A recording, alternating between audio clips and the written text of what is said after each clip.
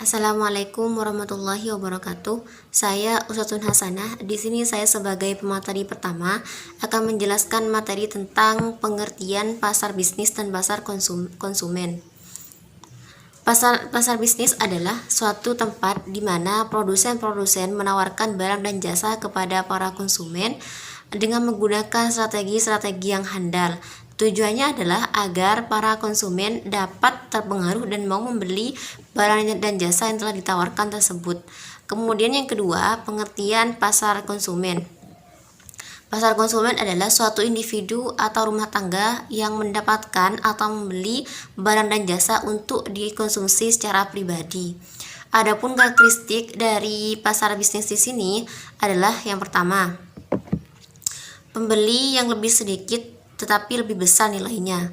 Kemudian yang kedua, hubungan pemasok pelanggan yang erat.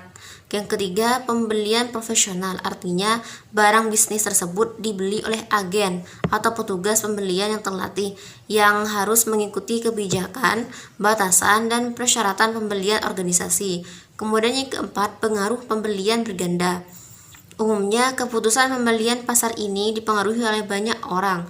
Komite pembelian terdiri dari ahli-ahli terkait dan bahkan manajemen senior yang menjadi pihak yang sering melakukan pembelian barang-barang utama. Kemudian yang kelima, panggilan berjualan berganda.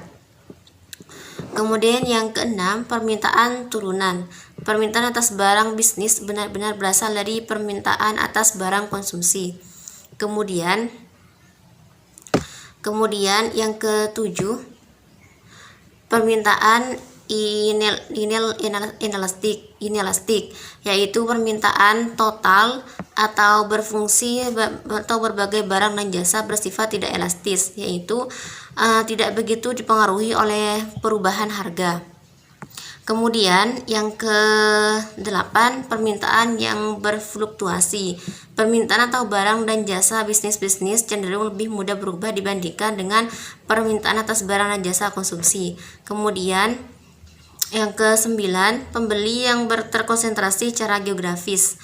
Artinya lebih dari satu negara pembeli bisnis dari Amerika Serikat yang berkonsentrasi di 7 negara bagian seperti halnya New York, California, dan lain sebagainya. Kemudian yang ke-10, pembelian langsung. Pembeli bisnis sering membeli langsung barang dari produsen tanpa perantara, seperti hanya barang-barang yang mahal atau sulit untuk diperoleh, seperti hanya pesawat terbang. Mungkin hanya ini yang dapat saya sampaikan, lebihnya mohon maaf. Wassalamualaikum warahmatullahi wabarakatuh. Assalamualaikum warahmatullahi wabarakatuh. Di sini saya akan menjelaskan tentang peserta proses pembelian bisnis. Yang pertama, poin A, pusat pembelian. Menurut Webster dan Win menyebutkan unit pembelian keputusan dari organisasi pembelian sebagai pusat pembelian. Pusat pembelian di sini terdiri dari semua individu dan kelompok yang berpartisipasi dalam proses pengambilan keputusan pembelian. Pusat pembelian meliputi semua anggota organisasi yang memiliki peran masing-masing dalam proses keputusan pembelian. Terdapat beberapa tujuan peran dalam proses keputusan pembelian, yang mana diantaranya sebagai berikut. Yang pertama, ada pencetus atau indikator. Pencetus merupakan pengguna atau orang lain dalam organisasi yang meminta pembelian sesuatu. Yang kedua, ada pengguna atau user. Pengguna di sini adalah mereka yang akan menggunakan produk atau jasa dalam banyak kasus. Pengguna mencetuskan proposal pembelian dan membantu mengidentifikasikan persyaratan produk. Yang ketiga, ada pihak yang mempengaruhi atau influencer.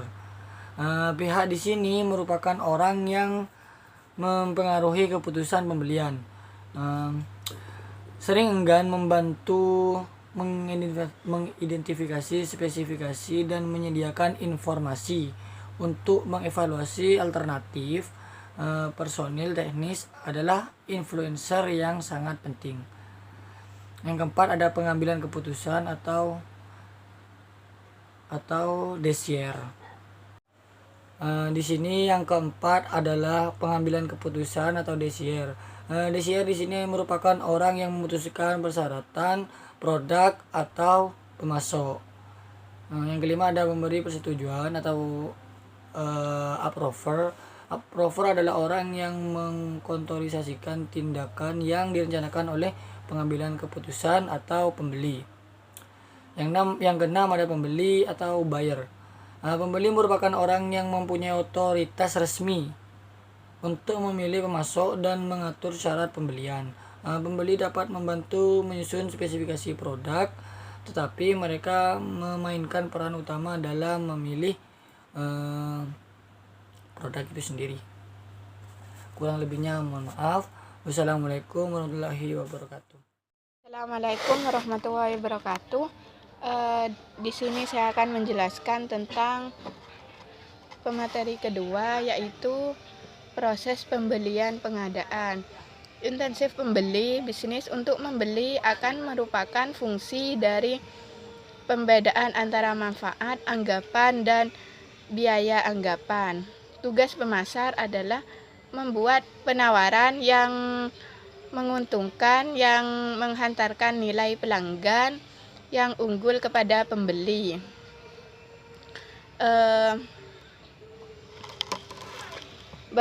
Berbagai perusahaan terbesar di dunia basis pemasok yang beranggapan merupakan keharusan bisnis. Pemasok memprioritaskan merupakan segmen dengan pertumbuhan paling pesat dan lengkap bisnis saat ini. Yang pertama yaitu persepsi departemen pembelian.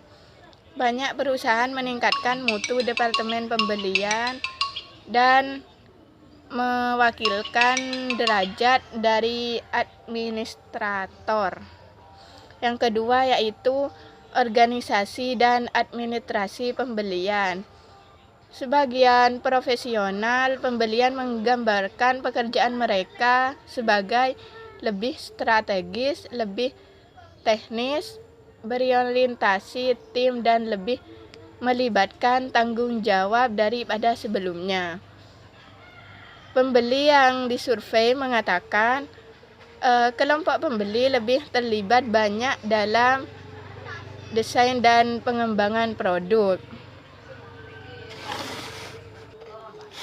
Beberapa pemusatan mulai melakukan pemusatan pembelian. Kantor pusat mengidentifikasi bahan yang dibeli ada beberapa dan membeli semuanya secara terpusat.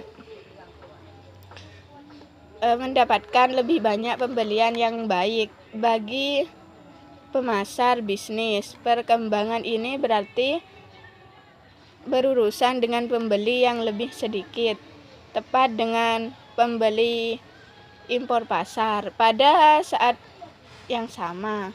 Mungkin hanya itu yang dapat saya sampaikan. Wassalamualaikum warahmatullahi wabarakatuh. Assalamualaikum warahmatullahi wabarakatuh. Perkenalkan, nama saya Sofiatul Laili. Di sini saya sebagai presentator keempat akan menjelaskan tentang tahap-tahap dalam proses pembelian. Nah, menurut Robinson, mengidentifikasi 8 tahap dalam menyebutnya fase pembelian. Itu ada 8 tahap. Yang pertama adalah pengenalan masalah, yaitu proses pembelian dimulai ketika seseorang di dalam perusahaan ini menyadari adanya masalah atau kebutuhan yang dapat diatasi. dengan cara memperoleh barang dan jasa. Nah, proses ini dapat dipicu oleh stimulus internal dan eksternal. Nah, stimulus internal di sini bisa berupa keputusan perusahaan untuk mengembangkan produk baru sehingga memerlukan peralatan dan bahan baru, atau ada mesin yang rusak sehingga dibutuhkan suku cadang baru. Nah, secara eksternal di sini adalah pembeli mungkin mendapatkan ide-ide baru di pameran dagang. Nah, yang kedua adalah deskripsi kebutuhan umum dan spesifik produk, yaitu setelah pengenalan masalah, pembeli akan menentukan karakteristik umum dari barang yang diperlukan, berikut kuantitasnya. Yang ketiga adalah pencari pemasok. Nah, selanjutnya pembeli harus berusaha mengidentifikasi pemasok yang paling tepat melalui direktori perdagangan, kontak dengan perusahaan lain, iklan dagang. Nah, perusahaan yang membeli lewat internet menggunakan pasar elektronik dalam beberapa bentuk. Yang pertama yaitu adalah siklus katalog, pasar vertikal, terus situs lelang, terus pasar shop, terus bursa pribadi, terus pasar barter dan aliansi pembelian. Nah, dan yang selanjutnya di sini adalah pencari petunjuk, yang mana tugas pemasok di sini adalah memastikan dirinya mempertimbangkan ketiga pelanggan sedang berada atau mungkin berada di pasar dan mencari pemasok. Nah, yang selanjutnya adalah pengumpulan proposal. Nah, tahap selanjutnya di sini dalam proses pembelian adalah pengumpulan proposal, di mana pembeli mengundang pemasok yang lolos untuk menyerahkan proposalnya. Yang selanjutnya adalah pemilihan pemasok. Nah, yang mana di sini sebelum memilih pemasok, pusat pembelian akan menyebutkan atribut pemasok yang diinginkan dan menunjukkan mana yang menjadi prioritas untuk menentukan peringkat dan mengidentifikasi pemasok yang paling menarik.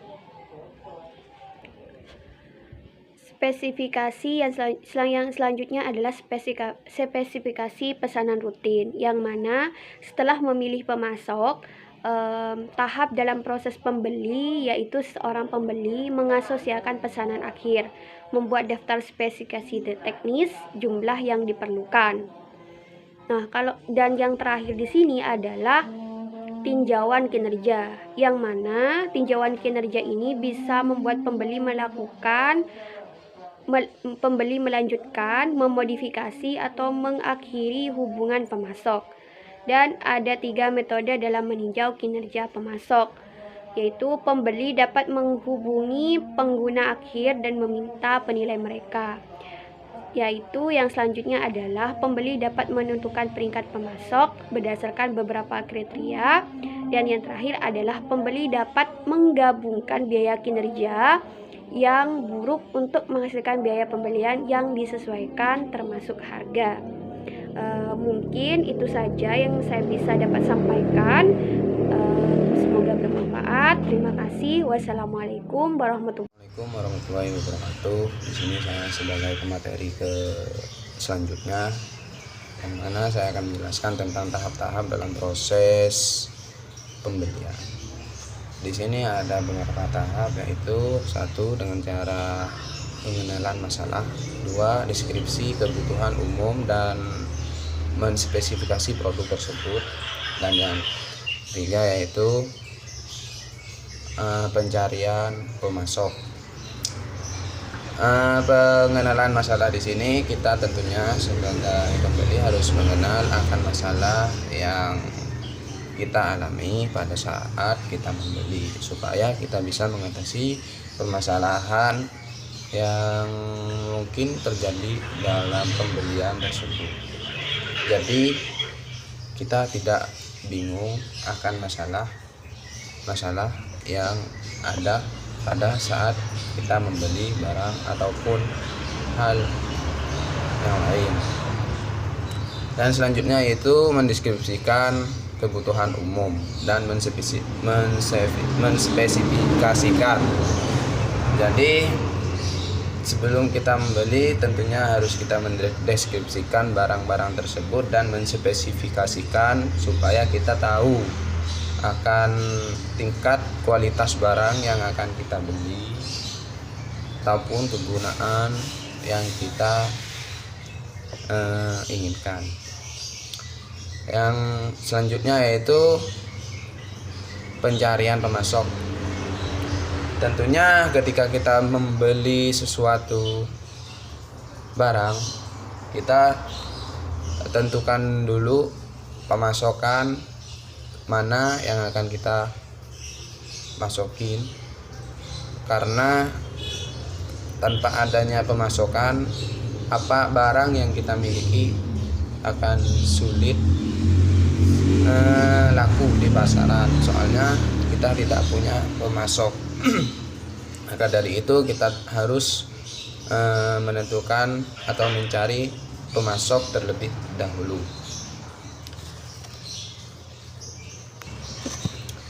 Jika ditinjau pada saat ini, yaitu internet merupakan salah satu aplikasi paling sederhana dan paling gampang untuk kita akses untuk membeli suatu barang yang kita inginkan. Perusahaan yang membeli lewat internet ini menggunakan pasar elektronik dalam beberapa bentuk, yaitu seperti situs katalog, terus pasar vertikal, situs lelang, seperti Lazada, Shopee. Dalam aplikasi tersebut kita tentunya bisa membeli apa saja, barang apa saja yang kita inginkan, dan juga tentunya kita bisa menjual produk-produk yang kita miliki pada saat itu. Intinya dalam pemasok elektronik ini, internet ini adalah paling efisien dalam melakukan pemasaran, baik itu pembelian maupun itu penjualan. Baik, hanya itu yang bisa saya sampaikan, kurang lebihnya mohon maaf. Wassalamualaikum warahmatullahi wabarakatuh. Assalamualaikum warahmatullahi wabarakatuh. Saya Muhammad Azman. Di sini saya sebagai pemateri ke-6 sekaligus pemateri terakhir. Di sini saya akan memaparkan materi tentang pasar, lembaga, dan pemerintah. Diskusi kita sebagian besar berpusat pada perilaku pembelian dari perusahaan pencari laba. Sebagian besar yang telah disampaikan juga berlaku untuk praktik pembelian lembaga dan organisasi pemerintah. Meskipun demikian, perlu dicermati juga fitur-fitur khusus tertentu dari pasar ini. Pasar institusi atau lembaga terdiri dari sekolah, rumah sakit, rumah perawatan, penjara, dan lembaga lain yang harus menyediakan barang dan jasa kepada orang-orang yang mereka urus. Banyak dari organisasi-organisasi ini memiliki anggaran yang rendah dan kelompok pelanggan yang captive. Misalnya, rumah sakit harus memutuskan kualitas makanan yang dibeli untuk pasien. Tujuan pembelian di sini bukan laba, karena makanan disediakan sebagian besar dari keseluruhan paket layanan. Minimalisasi biaya juga tidak menjadi tujuan tunggal, karena makanan yang buruk akan menyebabkan pasien mengeluh dan merusak reputasi rumah sakit. Agen pembelian rumah sakit harus mencari vendor makanan untuk lembaga yang kualitasnya memenuhi atau melebihi standar minimum tertentu dan berharga murah.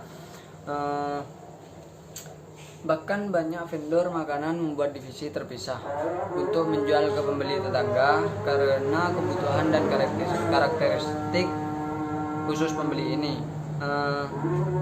Seperti halnya perusahaan yang memberikan panduan kepada lembaga pemerintah tentang cara pembelian terbaik dan penggunaan produk perusahaan. Pemerintah juga memberikan panduan terinci kepada calon pemasok yang menjelaskan cara menjual kepada pemerintah, gagal mengikuti panduan atau mengisi formulir dan kontrak dengan benar dapat menciptakan malapetaka hukum. Mungkin hanya itu yang dapat saya sampaikan, kurang lebihnya saya mohon maaf. Wassalamualaikum warahmatullahi wabarakatuh.